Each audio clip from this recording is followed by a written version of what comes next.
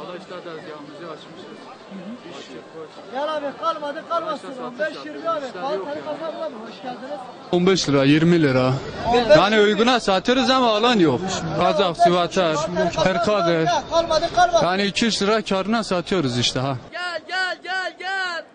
Bayramlık ucuz ayakkabılar burada, pistanlar burada, gel. Ben Suat 100. yılda okuyorum.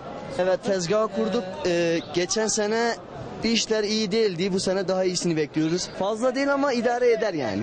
Ya giyim çocuk üzerine gelen. Vallahi bayram beklentimiz iyi.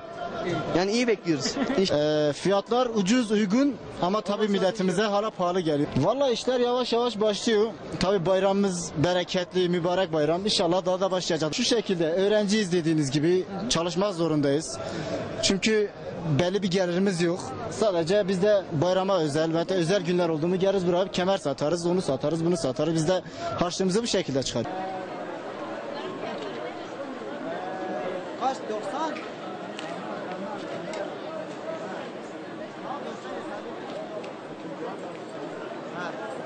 90? Abi sizleri tanıyalım.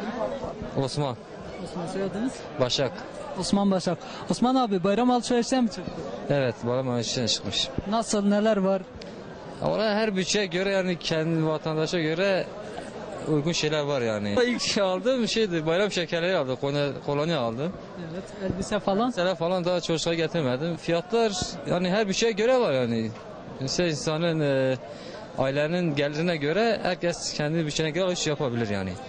Tabii lüks insanlar gider mağazalarda falan alışveriş yapar.